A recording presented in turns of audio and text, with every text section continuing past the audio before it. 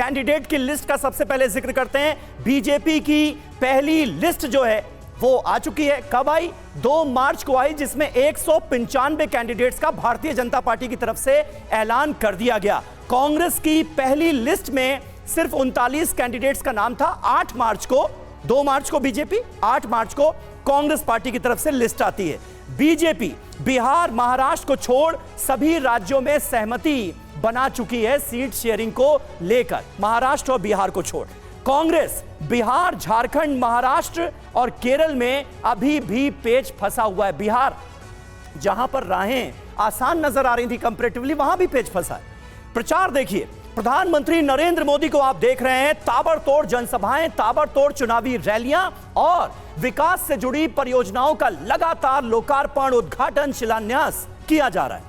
2 महीने में 50,000 किलोमीटर से ज्यादा की दूरी वो तय कर चुके हैं। 17 से 18 राज्यों में पहुंच चुके हैं। वहीं राहुल गांधी भी लगातार पूरी ताकत के साथ जुटे हुए हैं। भारत जोड़ो न्याय यात्रा लगातार उनकी चल रही है और कई जगहों पर खासा समर्थन भी मिल रहा है, जन समर्थन भी मिल रहा है। तो राहुल गांधी एक तरफ और दूसरी तरफ प्रधानमंत्री नरेंद्र मोदी, तो प्रचार का जो सिलसिला है वो जारी है। एक राज्य में 1 या 2 दिन ठहरते हैं राहुल गांधी। दूसरे नेताओं में सिर्फ, अगर कांग्रेस पार्टी के दूसरे नेताओं का हम जिक्र करें तो कौन नजर आता है? मल्लिकार्जुन खड़गे। पहले राहुल गांधी सबसे ज्यादा मेहनत करते हुए नजर आते हैं और दूसरे नंबर पर मल्लिकार्जुन खड़गे।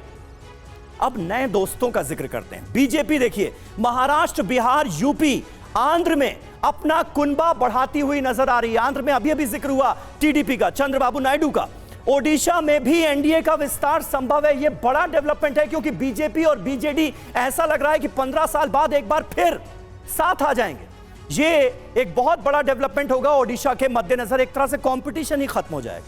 कांग्रेस केरल, यूपी, बिहार, तमिलनाडु में सहयोगियों के रहमो करम पर नजर आ रही है। ये वो तमाम स्टेट्स हैं जहां अपने सहयोगियों के रहमो करम पर कांग्रेस पार्टी नजर आती है।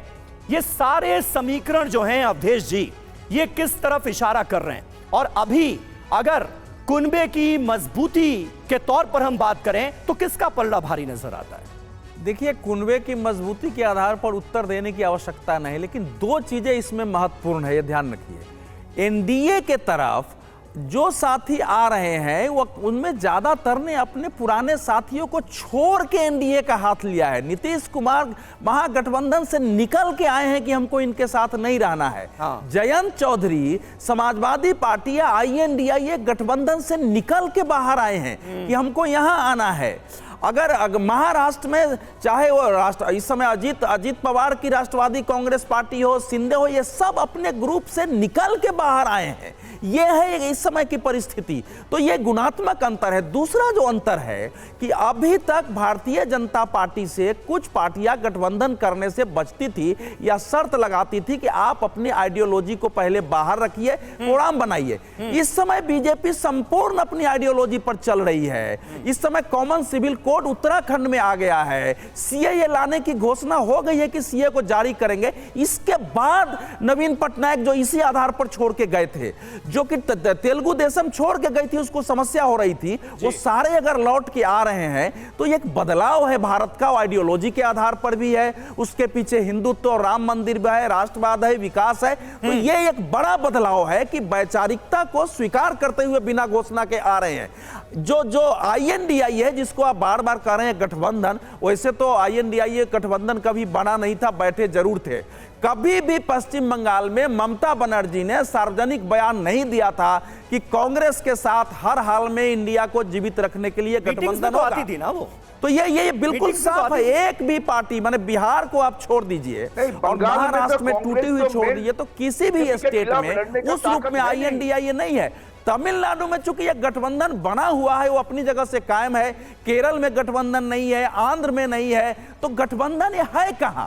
सवाल तो यह। दूसरी ओर एक गठबंधन है, एक गठबंधन नहीं है। नेताओं में आपसी नहीं, उसका कारण यह है ना कि INDIA ये क्लियर कट आइडियोलॉजी को लेके कि हमारा भारत का ये विजन है, ये सपना है, इसको लेके हमको काम करना है, बना ही नहीं। ठीक है, मीता चक्रवर्ती जी, इसका जवाब दीजिए, क्योंकि बार बार प्रधानमंत्री नरेंद्र मोदी की तरफ से, एनडीए की तरफ से 2047 का एक एम लेकर चला जा रहा है।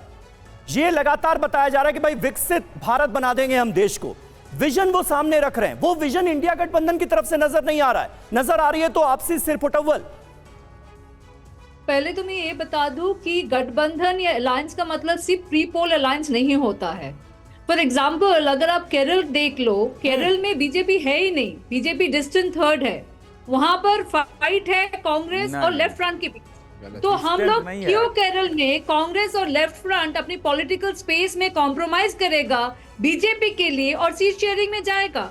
पहले दिन से हमारी नहीं तो ये साथ में आना कैसे हुआ? अगर लेफ्ट पार्टियां राहुल गांधी के खिलाफ ही वायनाड से अपना कैंडिडेट उतार देते हैं तो ये साथ आना कैसे हुआ? जी प्लीज मुझे बोलने दीजिए। नहीं आप ही बोलिए जी। केरल में जहां पर हमारी फाइट लेफ्ट के साथ है, वहां पर हम प्री पोल अलायंस क्यों करें? ऐसे सेम एग्जांपल लेके वेस्ट बंगाल में भी अगर प्री पोल अलायंस नहीं हो रहा है, इसका मतलब ये नहीं कि टीएमसी इंडिया से बाहर है, इंडिया अलायंस से बाहर है या पोस्ट पोल नहीं होगा। ठीक है, तो हर एक स्टेट में पॉलिटिकल स्ट्रैटेजी डिफरेंट होगा। किसी स्टेट में हमारी प्री पोल अलायंस होगा, जैसे महाराष्ट्र में हो रहा है, बिहार में हो रहा है, तमिलनाडु में है, और किसी भी स्टेट में जैसे केरल में, वेस्ट बंगाल में, पंजाब में हमारी पोस्ट पोल अलायंस होगा। तो पहली बात तो ये है कि टीएमसी इंडिया गठबंधन की जो अलायंस फॉर्मेशन ब्लॉक है वहां से बाहर नहीं है। कांग्रेस के ठीक है, अलग अलग राज्यों में अलग अलग स्ट्रैटेजी होगी और बाद में आप लोग, एक मिनट अवधेश जी ऐसे नहीं, बाद में आप साथ आ सकते हैं, ये कुल मिलाकर स्ट्रैटेजी नजर आ रही है। तो सिद्धार्थ जी उतना खुश होने की जरूरत फिलहाल नहीं है।